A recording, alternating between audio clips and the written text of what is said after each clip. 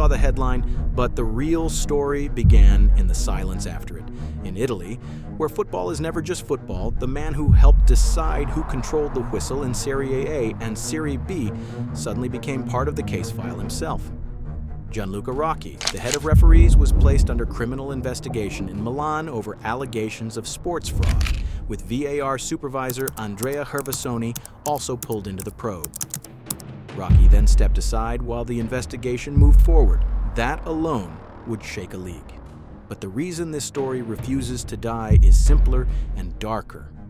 Once people heard the words VAR, referee appointments, and Inter Milan in the same breath, the entire country started asking what really happened behind the glass.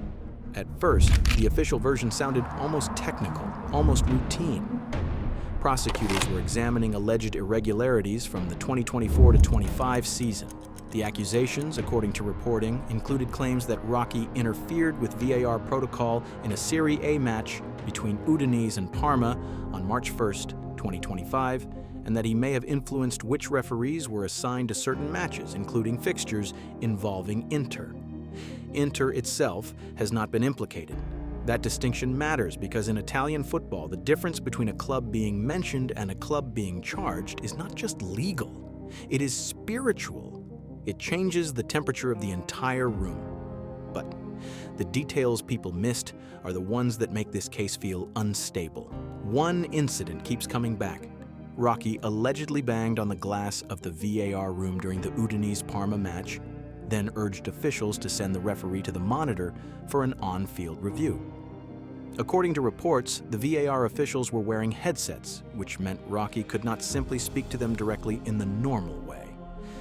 That small detail changes the mood of the whole scene. It turns a routine officiating disagreement into something stranger. A man at the outside of the room physically pressing on a decision that is supposed to be insulated from pressure. And once that image entered the public imagination, it never really left. Then came the second thread, the one that made the story feel less like a mistake and more like a system. Reports suggested investigators were also looking at Rocchi's referee selections, including suggestions that he changed the official for an Inter Milan match to someone viewed as more favorable to the club.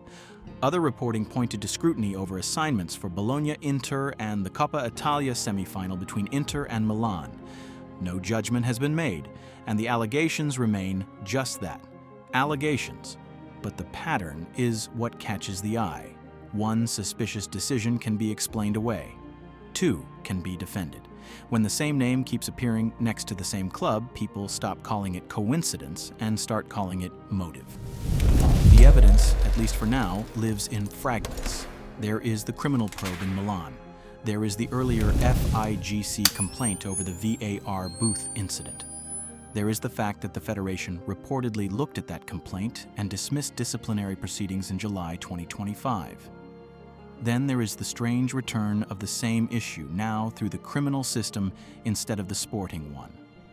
FIGC prosecutor Giuseppe Cine has said he is in contact with Milan prosecutors and would reconsider reopening the Federation case if new evidence appears. That is not closure.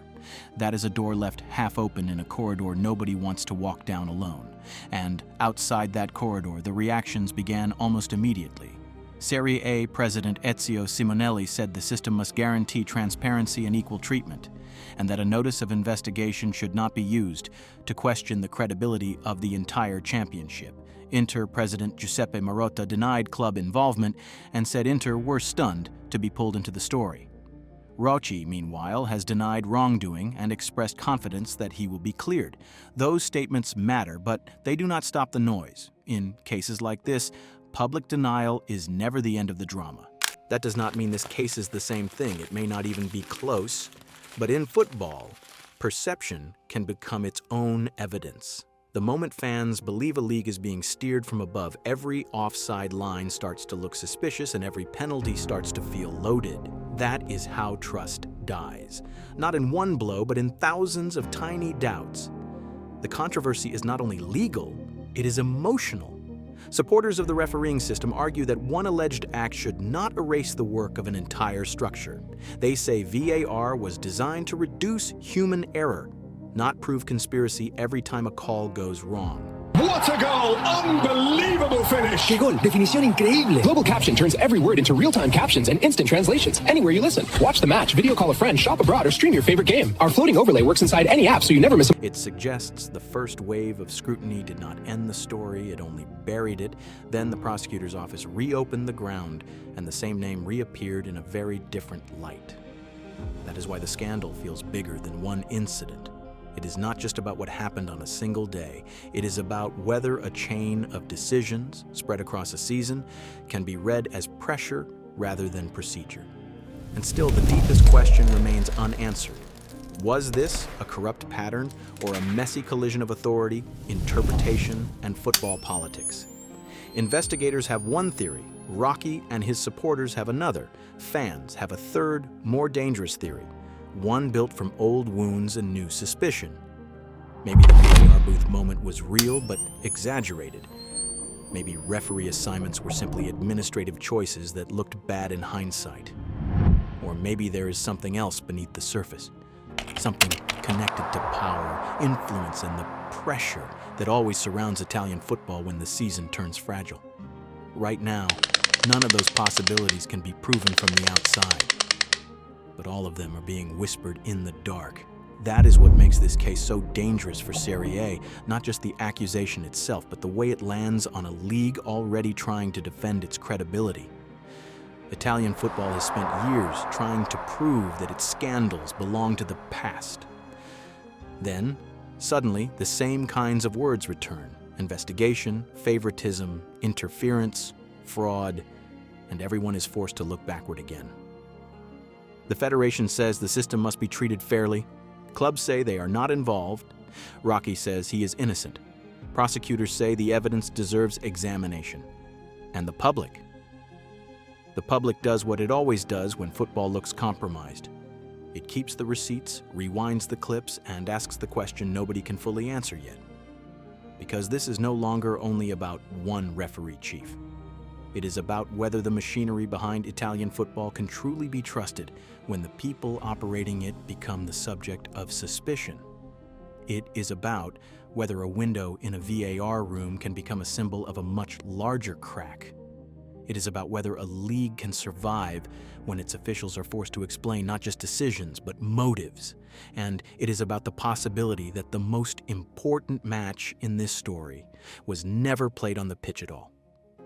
Maybe it was played behind closed doors, in meetings, in assignments, in protocols, in whispers that no camera could fully catch. Maybe that is where the real result was decided. Or maybe it is all a terrible misunderstanding waiting to be untangled. The case remains open. Imagine watching content from anywhere in the world and instantly understanding every word. With Global Caption, you get real-time captions and translations across videos, live streams, and more. No language barriers, just pure connection. The first 1,000 users get 24 hours free. Download now and experience content without limits.